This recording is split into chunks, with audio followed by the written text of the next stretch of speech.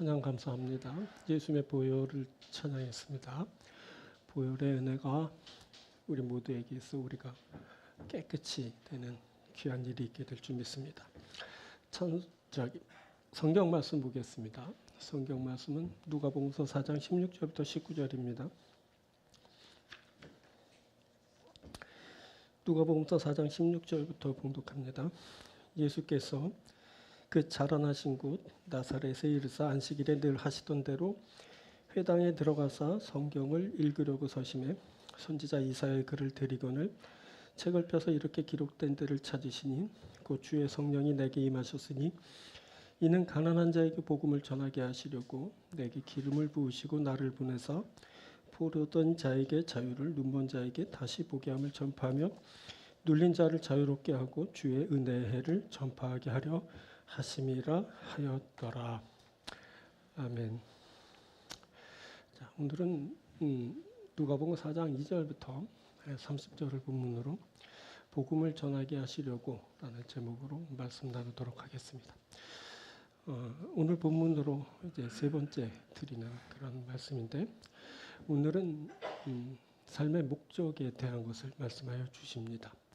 본문 18절이 이렇게 말씀합니다. 주의 성령이 내게 임하셨으니 이는 가난한 자에게 복음을 전하게 하시려고 내게 기름을 부으시고 나를 보내사 포로된 자에게 자유를 눈먼 자에게 다시 보게 함을 전파하며 눌린 자를 자유롭게 하고 가난한 자에게 복음을 전하게 하시려고 보내셨다라는 말씀입니다. 이때 성령이 임하신 것도 복음을 전하게 하시려는 것이었습니다. 이것은 삶의 목적을 말합니다. 예수님의 삶은 복음을 전하는 일에 집중되어 있었습니다. 예수님은 백성들을 구원하시려고 한 가지 일, 복음 전파에 전념하셨습니다. 오늘은 이것을 함께 살피려고 합니다. 예수님의 삶의 목적, 그래서 우리의 삶의 목적을 살피는 겁니다. 오늘 이 말씀을 들을 때 우리 모두에게 확고한 예수님처럼의 삶의 목적이 있게 되길 바랍니다. 오늘은 세 부분으로 말씀을 전합니다. 첫 번째 살필 것은 그야말로 목적인데 이것은 복음을 전하는 것을 말합니다. 본문 18, 19절에서 예수님이 복음을 전하기 위해서 보내심을 받았다라고 말씀합니다. 그때 인용된 이사야의 말씀이 복음을 전하게 하시려고 내게 기름을 부으시고 나를 보내사라고 선포되었습니다. 예수님은 이 이사야의 말씀을 통해 복음을 전하게 하시려고 나를 보내셨다라고 말씀하셨습니다. 자, 이때 우리가 먼저 살필 것은 마음 중심입니다. 마음 그리고 그 중심이 사람을 결정합니다. 한 개인의 마음가짐이 그의 보는 것 그리고 행하는 것을 결정하게 됩니다. 무엇을 해야지 하고 마음 먹으면 그것과 관련된 것만 보입니다. 그래서 마음 먹은 대로 마음을 따라 보고 행하게 되는 것입니다. 예수님의 마음은 복음 전하는 것에 있었습니다. 그래서 성경을 보실 때도 복음 전파와 관련된 것을 보십니다. 자, 성경에는 여러 가지 다양한 말씀이 나옵니다. 진실하게 사는 법, 지혜롭게 사는 법, 부유하게 사는 법, 건강하게 사는 법 등 모두 성경에 나오는 내용들입니다. 그런데 예수님은 성경을 보실 때 복음을 전하는 것을 보셨습니다. 이것은 예수님의 마음 중심에 복음을 전하는 것이 들어있었기 때문이다 라는 것을 이제 알게 하는 겁니다. 심지어 성령도 복음을 전하기 위해서 임하셨다라고 말씀하십니다. 주의 성령이 내게 임하셨으니 이는 가난한 자에게 복음을 전하게 하시려고 내게 기름을 부으시고 나를 보내사. 자, 성령이 왜 내게 임하시는가? 여러 가지 이유를 들 수 있을 것입니다. 지혜롭게 하려고, 또 능하게 하려고, 강하게 하려고, 평안을 누리게 하려고 성령이 내게 임하십니다. 그런데 예수님은 복음을 전하게 하시려고 성령이 내게 임하였다라고 말씀하십니다. 예수님에게 성령이 임하신 이유가 복음을 전하는 것에 있었다라는 겁니다. 이렇게 예수님은 성령이 임하실 때도 복음 전파를 생각하십니다. 자, 우리가 타복음서, 마가복음서를 보면 예수님이 좋은 땅에 뿌려졌다는 것은 그 말씀을 듣고 받아 30배나 60배나 100배의 결실을 하는 자니라 라고 4장 20절에 말씀하십니다. 이 말씀은 토양에 뿌려진 씨앗을 보면서 하신 말씀인데, 예수님은 길가, 돌밭, 가시떨기에 뿌려진 씨앗은 결실치 못하지만 좋은 땅에 뿌려진 씨앗은 30배, 60배, 100배의 결실을 맺는다고 말씀하셨습니다. 그때 예수님은 길가, 돌밭, 가시떨기에 뿌려진 씨앗도 보십니다. 그리고 그곳에 뿌려진 그 씨앗, 즉 말씀도 이제 결실을 맺기를 이렇게 원하십니다. 하지만 길가나 돌밭이나 가시떨기에 뿌려진 씨앗은 그 누구나 알듯이 결실치 못한다라는 것을 알게 됩니다. 오직 좋은 땅에 뿌려진 씨앗만이 이제 결실을 하게 됩니다. 자, 이 말씀을 하신 후에 예수님은 하나님의 나라는 사람이 씨를 땅에 뿌린과 같으니 그가 밤낮 자고 깨고 하는 중에 씨가 나서 자라되 어떻게 그리 되는지를 알지 못하느니라 라고 말씀하시면서 하나님 나라가 그렇게 이루어지고 있음을 알리셨습니다.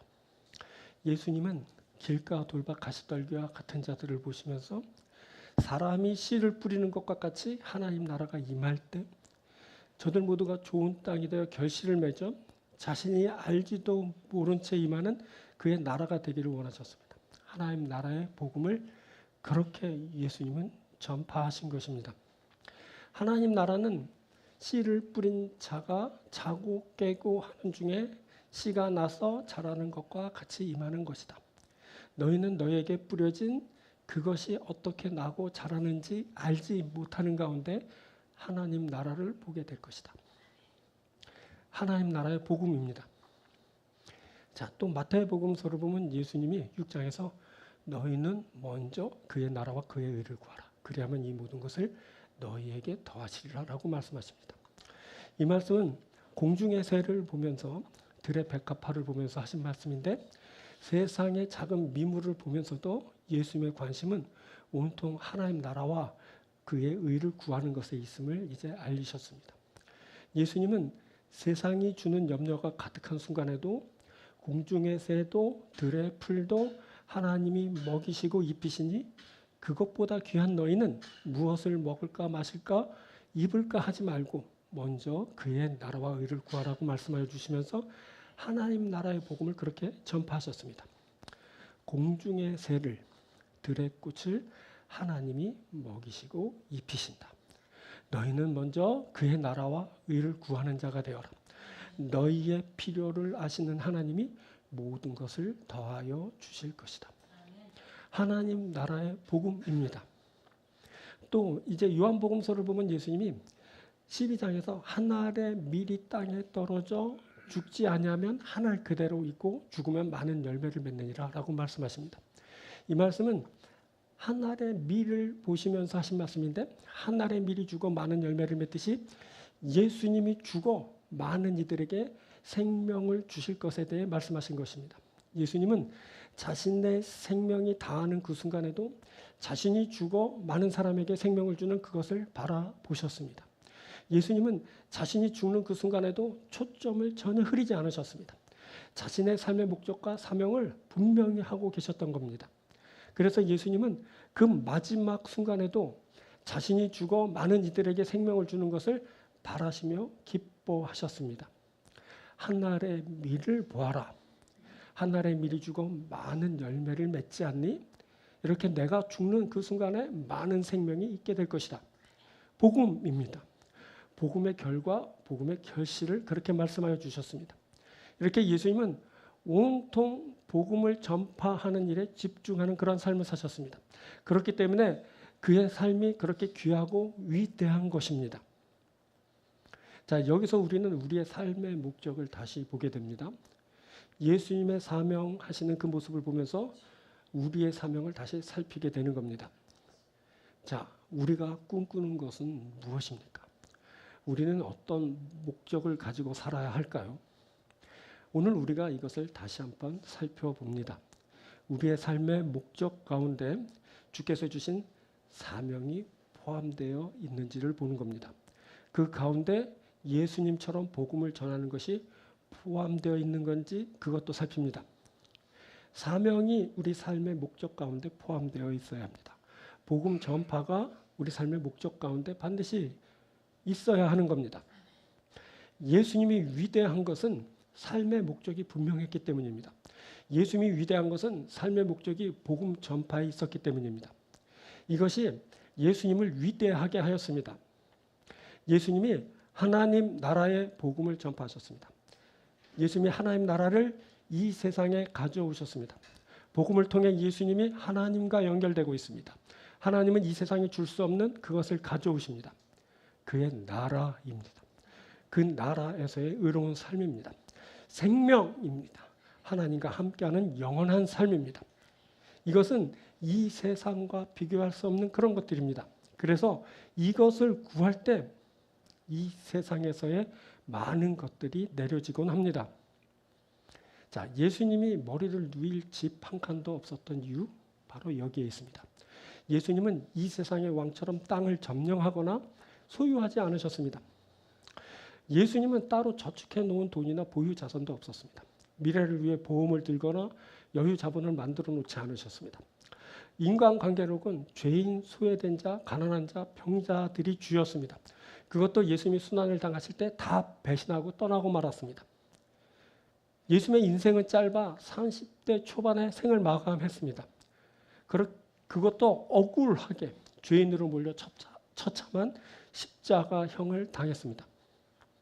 자, 세상의 기준으로 보면 어떻습니까? 우리가 가지고 있는 기준으로 보면 어떻습니까? 그가 실패한 인생을 살지 않았습니까? 영락없는 실패한 인생으로 보입니다. 그런데 예수님은 인류 역사상 가장 위대한 분으로 여겨집니다. 그 이유는 그의 인생의 목적이 분명했기 때문입니다. 그것은 지금 우리가 살폈듯이 복음을 전하는 것이었습니다. 예수님은 복음 전하는 것을 자신의 생명보다 더 가치 있는 일로 여기셨습니다. 그래서 자신의 생명을 다 내어주면서 그것을 위해 나아갔던 겁니다. 그리고 십자가 위에선 마침내 다 이루었다라고 말씀하셨습니다. 이 선언대로 예수님은 다 이루는 삶을 사셨습니다. 완전한 삶입니다. 목적에 집중했고 그것을 이루었기 때문입니다. 이것이 완전한 삶입니다. 완전한 삶은 목적을 이루는 삶입니다. 완전한 삶은 사명을 이루는 삶입니다. 자, 바울은 이 복음 전하는 일이 얼마나 소중했던지 이렇게 말합니다. 사도행전 20장 24절 내가 달려갈 길과 주 예수께 받은 사명 곧 하나님의 은혜의 복음을 증언하는 일을 마치려 하면은 나의 생명조차 조금도 귀한 것으로 여기지 아니하노라. 바울은 자신의 달려갈 인생길을 가면서 주 예수께 받은 사명에 집중하는데 그것은 하나님의 은혜의 복음을 증언하는 일이었습니다. 그 일이 얼마나 중요했던지 그는 나의 생명조차 조금도 귀한 것으로 여기지 아니한다라고 말합니다. 바울은 인류 역사에 아주 중요한 영향력을 미친 사람입니다. 그의 행보가 그의 글이 인류 역사의 흐름을 바꾸고 문명을 바꾸었습니다. 그의 이러한 영향력은 인간의 내면은 물론 영생 문제까지 이르렀습니다. 이 모든 것은 그의 확고한 삶의 목적이 있었기 때문입니다. 그리고 무엇보다 그 목적이 복음 증거에 있었기 때문입니다.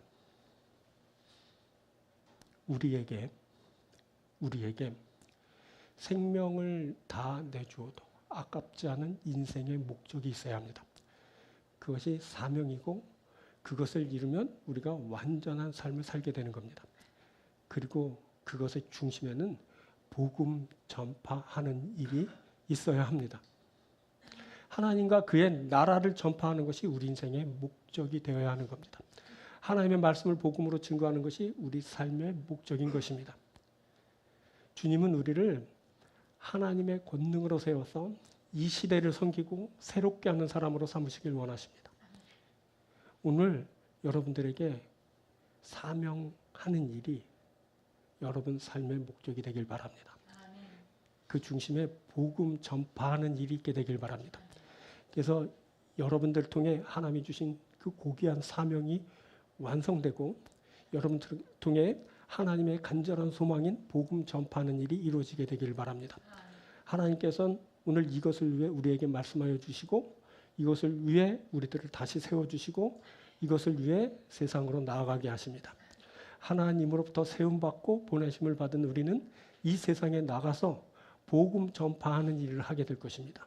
복음을 전파하여서 여러분을 통해 하나님의 말씀이 전파되고 그래서 많은 사람들이 그 복음으로 구원의 장에 이르고 그래서 함께 하나님 앞에 영광을 돌리는 귀한 일이 있게 되길 주의 이름으로 축원드립니다. 자, 두 번째는 대상입니다. 자, 이것은 가난한 자를 말합니다. 자, 예수님의 삶이 위대한 것은 가난한 자에게 모든 관심을 두었기 때문입니다. 그때 이사야의 말씀이 주의 성령이 내게 임하셨으니 가난한 자에게 복음을 전하게 하시려고 내게 기름을 부으시고 나를 보내사라고 말씀되었습니다. 여기서 예수님의 중심이 가난한 자를 향하고 있다라는 것을 보게 됩니다. 이것은 예수님의 인생의 방향이 어디를 향하고 있는지를 알려줍니다. 여기서 우리가 살필 것은 바로 방향입니다. 방향이 그로 인한 은혜 받을 사람을 결정합니다. 한 개인의 가진 방향이 그가 베푸는 은혜의 대상을 결정합니다. 그래서 그 방향을 따라가다 보면 그 끝에 수혜자가 나타나게 됩니다. 그가 보고 행하는 그곳에 은혜 받을 자가 있습니다. 그때 예수님은 가난한 자들을 향하셨습니다. 예수님으로 인한 은혜를 받은 자들은 바로 가난한 자들입니다. 자, 성경에 다양한 사람들이 나옵니다. 부유한 자들, 권세를 가진 자들, 지혜로운 자들 등이 성경에서 언급됩니다. 그런데 주님은 가난한 자들을 향하셨습니다. 자, 이같이 누구를 향하느냐 하는 것이 중요합니다. 이것은 인생의 방향을 뜻하고 관계를 뜻하는 것입니다. 예수님은 가난한 자를 향하셨습니다. 예수님이 가난한 자에게 복음을 전하셨습니다. 다시 보십시오. 18절. 주의 성령이 내게 임하셨으니 이는 가난한 자에게 복음을 전하게 하시려고 내게 기름을 부으시고 나를 보내사 포로된 자에게 자유를 누먼 자에게 다시 보게 함을 전파하며 눌린 자를 자유롭게 하고 주의 은혜의 해를 전파하게 하려 하심이라 하였더라. 가난한 자를 향하십니다. 가난한 자에게 복음을 전하게 하시려고 가난한 자에게 복음이 전파됩니다. 그리고 이어서 포로되고 눈먼 자를 향합니다. 나를 보내사 포로된 자에게 자유를 눈먼 자에게 다시 보게 함을 전파하며 눌린 자를 자유롭게 하고 포로된 자에게 자유를 눈먼 자에게 다시 보게 함을 전파합니다. 그리고 눌린 자를 자유롭게 하는 일이 있게 됩니다. 예수님이 이런 자들 포로된 자, 눈먼 자, 눌린 자들을 향하셨습니다. 바로 이런 자들을 치유하시고 세우셨습니다. 예수님이 바로 이런 자들을 새롭게 하시는데 당신의 그 인생을 다 거신 것입니다. 그때 하나님의 영 성령이 임하셨을 때 이러한 방향성이 있게 되었습니다. 18절에 주의 성령이 내게 임하셨으니 이는 가난한 자에게 복음을 전하게 하시려고 내게 기름을 부으사 나를 보내사. 성령이 내게 임하셔서 가난한 자에게 복음을 전하게 하셨다라고 이렇게 말씀됩니다. 자, 이것은 하나님의 관심이 어디에 있는지를 알려줍니다. 하나님의 영, 성령이 임하시면 이런 자들을 향하게 됩니다. 성령께서 하나님의 관심사를 알리시고 그를 향하게 하시는 것입니다. 그때 예수님에게 성령이 임하셨을 때 가난한 자가 보이고 포로된 자, 눈먼 자, 눌린 자들이 보였습니다. 그래서 예수님이 가난한 자, 포로된 자, 눈먼 자, 눌린 자들을 바라보시고 저들을 향하신 것입니다. 예수님은 가난한 자들에게 복음을 전하고 포로된 자, 눈먼 자, 눌린 자들을 취하여 자유케 하셨습니다. 자, 이 말씀을 하신 후에 예수님은 가버나움 회당에 이르러서 그곳에 있는 더러운 귀신 들린 사람을 보셨습니다. 그때 예수님은 귀신을 꾸짖어 그 사람에게서 나오게 하시면서 그를 귀신에게서 자유케 해주셨습니다. 그리고 예수님의 이 같은 일들은 지속적으로 이루어지면서 가난한 자에게 복음을 전하고 포로된 자, 눈먼 자, 눌린 자들을 취하여 자유케 하여 주시는 일을 하셨습니다. 자, 타복음서, 마가복음서를 보면 예수님이 자신을 향하여 소리를 지르는 거지 맹인 바디메오를 보십니다. 그때 예수님은 그의 눈을 뜨게 하여 보게 하시고 예수님을 따르는 자가 되게 해 주셨습니다. 자, 52절에 예수께서 이르시되 가라 내 믿음이 너를 구원하였느니라 하시니 그가 곧 보게 되어 예수를 길에서 따르니라. 마가복음 10장 52절 말씀입니다. 그때는 영생을 구하면서 나왔던 이름 없는 한 부자가 소유를 다 팔아라. 그래서 가난한 자에게 나눠주고 나를 따르라는 예수의 말씀을 듣고 근심하며 떠난 후여서 이 가난했던 거지 바디메오의 예수 따름의 일은 더욱더 의미 있고 아주 중하게 보이는 것이었습니다. 자, 예수님은 가난한 자를 보십니다. 그래서 복음을 주십니다. 그래서 따르는 자가 되게 해주십니다. 보지 못했던 그가 하나님 나라를 보게 될 것입니다. 가난했던 그가 하나님 나라를 소유하고 영생을 누리는 자가 됩니다. 또 마태복음서를 보면 예수님이 이렇게 말씀하십니다. 5장 3절 심령이 가난한 자는 복이 있나니 천국이 그들의 것이며 애통하는 자는 복이 있나니 그들이 위로를 받을 것이며. 이 말씀은 가난한 자, 애통하는 자에게 하신 말씀입니다.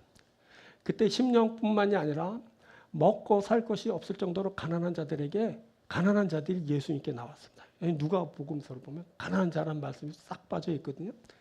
가난한 자들이 나온 겁니다. 심령뿐만 아니라 그냥 가난한 자들이 주께 나와서 주님으로부터 말씀을 듣고 위로를 받았습니다. 그때 삶의 애환과 그로 인한 걱정 때문에 눈물 없이는 살 수 없는 애통하는 자들도 예수님께 나왔습니다. 예수님이 저들을 보시고 말씀하셨습니다. 가난한 너희가 복이 있단다. 너희가 천국을 소유할 것이기 때문이야. 애통한 너희는 복이 있구나. 너희가 위로를 받게 될 것이야. 하나님 나라의 복음이 가난한 자에게, 애통하는 자에게 들려졌습니다. 예수께서 이 말씀을 하시고 산에서 내려오셨을 때 한 나병 환자를 손 내밀어 만져주셔서 그가 깨끗함을 받았습니다. 그리고 그 이후엔 한 백부장의 하인의 중풍병을 고치셔서 자유케 해주셨습니다. 그리고 또 이어선 베드로의 장모의 열병을 고쳐주셨습니다. 그리고 이어선 귀신 들린 자들, 병든 자들을 고쳐주셔서 이사야를 통해 하신 말씀을 이루셨습니다. 이렇게 예수님은 가난한 자에게 복음을 주시고 병든 자를 치유하여 주십니다. 하인으로 천대받는 자를, 여인으로 업신여김을 받은 자를 긍휼히 여기십니다. 귀신 들려 병들어 고통당하는 자를 치유하여 주십니다. 자, 또 요한복음서를 보면 예수님이 죽은 나사로를 부르셔서 다시 생명으로 살게 하셨습니다. 이 일은 죽을 수밖에 없는 인생이 다시 생명으로 살 수 있다는 희망을 주는 사건이었습니다. 주님은 죽을 인생에게 나는 부활이요 생명이니 나를 믿는 자는 죽어도 살겠고 무릇 살아서 나를 믿는 자는 영원히 죽지 아니하리니 이것을 내가 믿느냐 하고 물어오십니다. 이에 대해 마르다는 주여 그러하외다. 주는 그리스도시요 세상에 오시는 하나님의 아들이신 줄 내가 믿나이다 라고 답하였습니다. 그리스도이신 하나님의 아들이신 예수께서 생명을 가져오십니다. 그를 믿으면 영생을 얻는다 라고 요한복음 3장 16절에 말씀합니다. 부활이요 생명이신 주님이 죽을 인생을 바라보십니다. 주님으로부터 은혜를 입은 자가 생명을 얻는 자가 됩니다. 그래서 많은 사람들이 주님의 은혜를 입고 그 은혜의 삶을 살게 되는 것입니다. 그런데 또 많은 사람들이 예수님과 정반대의 삶을 살게 됩니다. 소위 잘 나가는 사람과 인맥을 쌓으려고 막 아둥바둥합니다. 그래야 자신도 덩달아 위대하게 된다고 생각하는 겁니다. 예수님과 정반대의 길을 걷는 예수를 쫓는 사람들의 모습이 그렇게 현 시대에 펼쳐지고 있습니다. 바로 그런 사람들에게 주께서 말씀하시는 겁니다. 정말 위대하게 되고 싶으냐? 그렇게 위대하게 되고 싶으면 나보다 못한 사람들과 함께하라. 가난하고 병들고 소외된 사람들과 함께하라. 그들을 치유하고 사랑하라. 이것이 오늘 주님이 주님처럼 되고 싶은 사람들에게 해주시는 말씀입니다. 이것이 중요한 것은 이것이 하나님의 마음의 방향과 일치되기 때문입니다. 예수님은 이 하나님의 마음을 입어 하나님의 뜻을 이 땅에 이루시는 삶을 사셨습니다. 그리고 하나님의 은혜를 입은 사람이 또 이 길을 걷게 됩니다. 그는 매 순간 하나님의 마음으로 세상을, 사람들을 보며 인생을 사는 사람들입니다. 하나님이 임할 때 하나님의 뜻이 그를 인도하여 주십니다. 그래서 그는 하나님의 뜻을 이루는 사람이 되는 것입니다. 성경은 한결같이 하나님의 마음이 소외되고 병들고 가난한 자들에게 있음을 알립니다. 자, 우리가 누가복음서에 이른 것에 대한 비유의 이야기를 한번 보십시오. 15장에 그것이 나오는데 양 99마리가 들어있는데 목자는 잃어버린 한 마리를 찾아 나섭니다. 또 큰 아들이 집에 있지만 아버지는 집 떠난 둘째 아들을 애타게 기다립니다. 하나님은 예로부터 줄곧 나는 고아와 과부와 나그네의 하나님이다 라고 이렇게 외치셨습니다. 이 하나님의 마음을 아는 자가 하나님과 함께 할 수 있습니다. 바로 예수님이 그러셨습니다. 예수님은 복음의 향방을 가난한 자에게 두셨습니다. 포로된 자에게 자유를, 눈먼 자에게 다시 보게 함을 전파하려고 오셨다라고 합니다. 예수님은 다가가셨고 선포하셨고 위로하셨고 저들을 치유하여 주셨습니다. 이것은 세상 사람들의 기대를 거스르는 일이었습니다. 사람들은 이런 예수님의 모습을 싫어합니다. 예수님은 미움받았고 이런 예수님을 전하는 사람도 미움받습니다. 스스로 의롭다고 생각하고 부유하고 권세 있다고 생각하는 사람들에 의해 배척당하고 멸시당하게 됩니다. 자, 예수님이 26절 이하에서 엘리야가 사렙다 과부에게 보내심을 받았고 엘리사 시대에는 이방 수리아 사람 나아만만 나병에서 깨끗함을 받았다고 합니다. 이는 하나님의 은혜가 누구에게 미치는가를 알게 하고 가장 미천하고 보잘것없는 자들에게 하나님의 은혜가 임한다고 알립니다. 그런데 이 이야기를 들은 사람들의 반응을 보십시오. 이들이 몹시 화가 났습니다. 이들은 예수를 동네 밖으로 쫓아내고 그것도 모자라 산 낭떠러지로 끌고 가서 그를 떨어뜨려 죽이려 했습니다. 하나님의 마음을 입는다면 내가 하나님의 일을 시작할 수 있습니다. 나에게도 거룩한 행보가 시작되는 겁니다. 그러나 아직도 고통당하고 소외당하는 자가 내 마음에 없으며 그저 먹고 마시고 즐기는 일에만 관심이 있다면, 그러면서 그것이 성공한 것이라고 판단하는 사람이라면 나는 아직도 시작도 하지 못한 사람입니다. 그런 나는 하나님의 마음을 모르는 사람이며 알더라도 그 마음에 동참하지 못한 사람일 뿐입니다.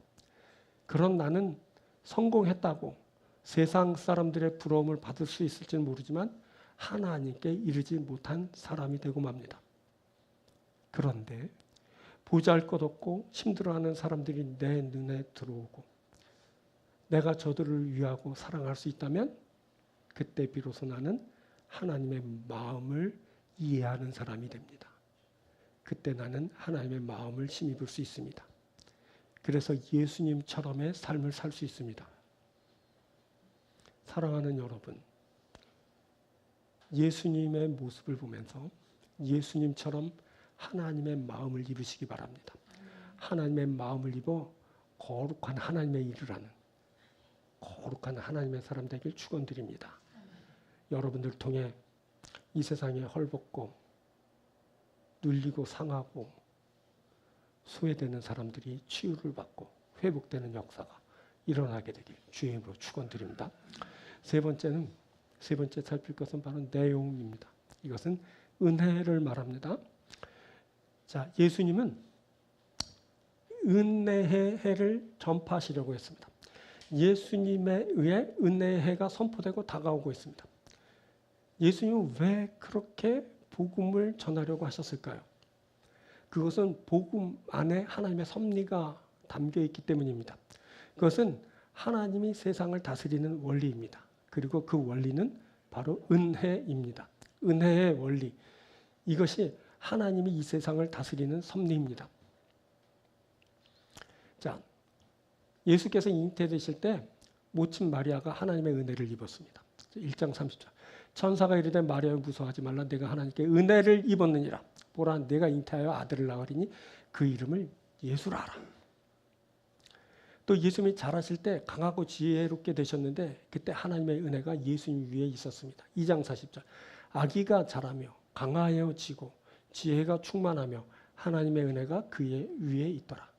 하나님의 은혜로 잉태되고 하나님의 은혜로 그가 자라나셨습니다. 이렇게 예수님은 하나님의 은혜를 입은 자이고 하나님의 은혜가 함께하는 자였습니다. 하나님의 은혜가 그에게 늘 함께 하였던 겁니다. 이제 예수님이 그 은혜를 전파하십니다. 예수님이 전파하는 복음을 통해서 온 세상에 마침내 은혜의 세계가 열리기 시작했습니다. 그래서 예수님의 복음은 은혜의 세계를 여는 열쇠와도 같은 작용을 했습니다. 그리고 그 복음으로 열린 곳엔 은혜의 세계가 있게 되었습니다. 그래서 복음이 기쁜 소식인 겁니다. 자, 요한복음서를 보면 1장 14절에 말씀이 육신이 되어 우리 가운데 거하심에 우리가 그의 영광을 보니 아버지 독생자의 영광이요 은혜와 진리가 충만하더라 라고 합니다.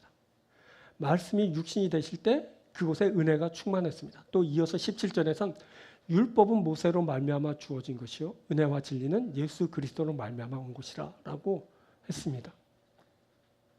율법은 구약 백성들에게 주신 것, 모세를 통해서 주신 것. 이제 신약 새 시대에 접어든 사람은 예수 그리스도로 말미암은 그 은혜를 이제 접하게 되는 겁니다. 그래서 은혜의 세계가 예수님으로 인해 그렇게 이제 열리고 있는 것입니다. 자, 하나님이 세상을 다스리시고 보존하시는 가장 중요한 원리, 그것은 바로 은혜입니다. 그리고 그 내용이 바로 예수님이 전파하신 복음 안에 다 담겨 있게 되었습니다.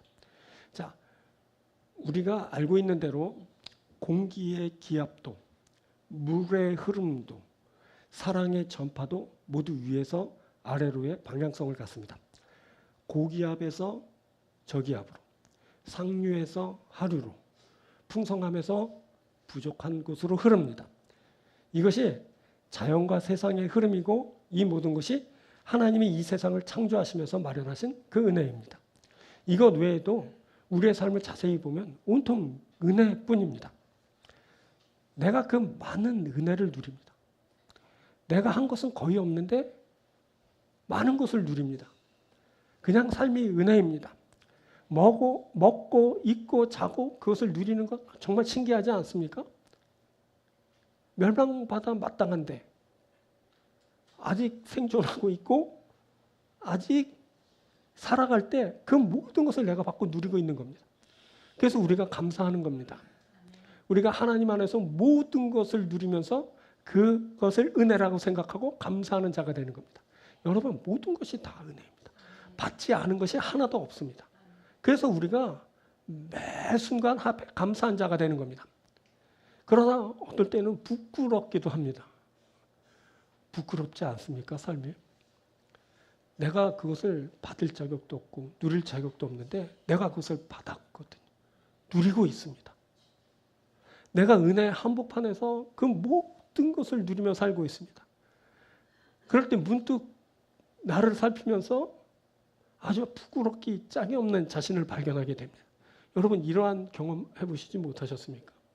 여러분들이 가진 것이 당연합니까? 여러분들이 누린 것이 당연하다 못해 부족하다고 생각합니까? 다시 한번 생각해 보십시오.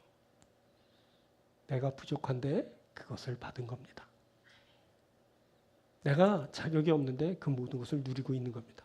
그래서 내가 하나님의 은혜에 입은 자가 되고 그래서 하나님께 감사한 자가 되는 겁니다.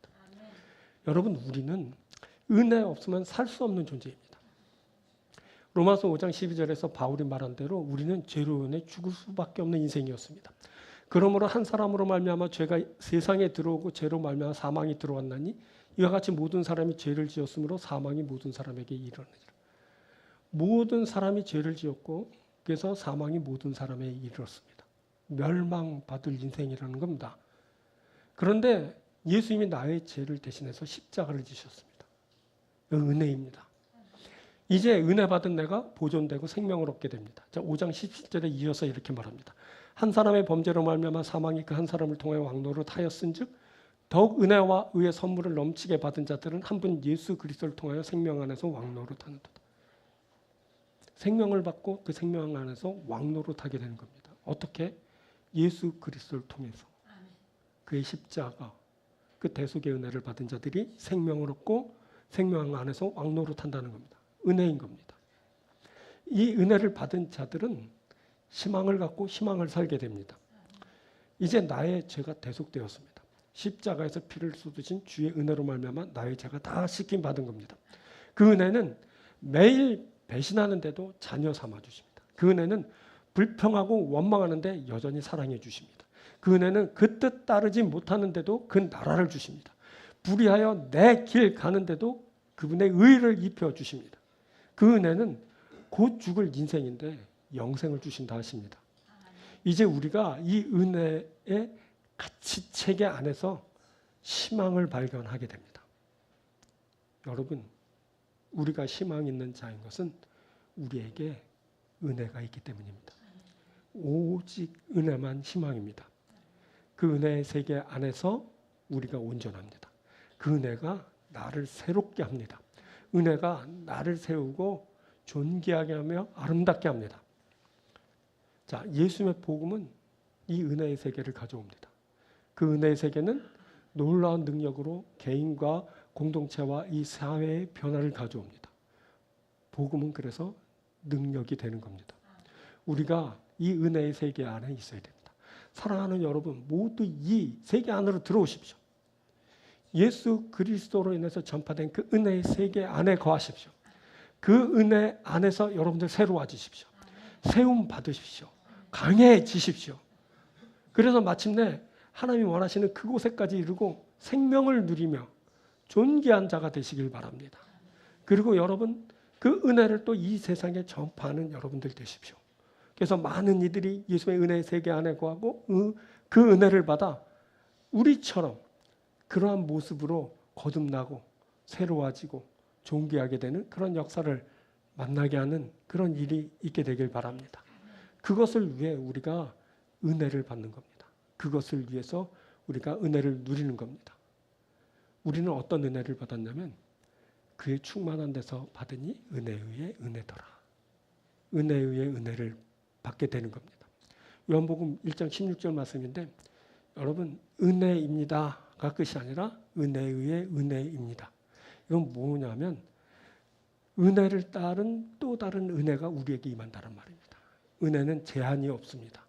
그러니 여러분, 지금 내가 부족하다고, 내가 여러 가지 어려운 형편에 처했다고 절망하며 낙담하지 마십시오. 또 다른 은혜가 우리를 향해 오고 있습니다. 은혜 위에 은혜인 겁니다. 그 은혜를 만나는 날까지 여러분, 오직 하나님을 소망하며 하나님 안에서 강하여 주십시오. 그래서 은혜를 받아 누리는 귀한 여러분들이 되길 바랍니다. 여러분, 우리에게 은혜가 충만합니다. 주님의 은혜가 우리 안에 그렇게 충만하게 베풀어집니다. 그래서 우리가 그 은혜의 세계 안에 거하고 그 은혜를 받아 누립니다. 그리고 또 우리는 그 은혜를 온 세상에 선포합니다. 그래서 우리를 통해 그 은혜가 증거되는 그런 일이 있게 됩니다. 그래서 놀라운 하나님 나라가 이 땅에 이루어지는 귀한 역사가 있게 되고, 그리고 우리 주 예수 그리스도께서 오실 때 모두가 주를 영접하며 주 앞에 영광을 드리는 자들이 될 것입니다. 사랑하는 여러분, 은혜를 받으십시오. 은혜의 사람 되십시오. 은혜를 누리십시오. 은혜를 전파하십시오.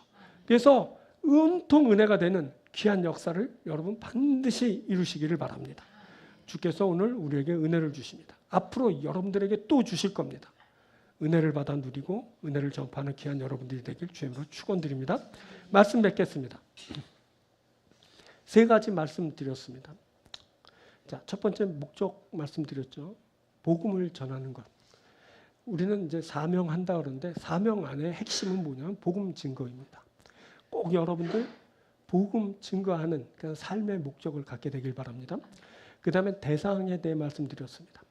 예수님이 누구를 바라보시고 누구를 향하셨는가 하는 것을 통해 알게 됐습니다. 가난한 자들입니다. 이것은 그냥 통칭한 건데 눌린 자들, 상한 자들 다 포함된 그런 이제 의미의 말입니다. 여러분들 눈에 나보다 못한 자들이 보이게 되길 바랍니다. 그들을 향하고 그들을 어루만지고 그들을 치유하고 그들을 회복시키는 역사가 여러분들에게 있게 되길 바랍니다. 그래서 예수님처럼의 귀한 일을 하는 여러분들 되길 바랍니다. 그 다음에 은혜의 내용을 말씀드렸는데 그 바로 은혜입니다. 은혜의 해를 주께서 선포하셨습니다. 은혜의 세계가 예수님으로 인해서 열리게 되었습니다. 또한 우리를 부르신 예수께서는 우리를 통해 그 은혜를 전파하기를 원하시는 겁니다. 그러기 위해서 우리에게 은혜를 주시고 그것을 전파하게 하십니다. 꼭 이러한 일들, 오늘 세 가지 말씀드렸는데 이것이 우리에게 이루어지게 되길 바랍니다. 우리 삼성교회 성도들에게 이루어져서 이 복된 일이 우리에게 있게 될 줄 믿습니다. 기도드리겠습니다.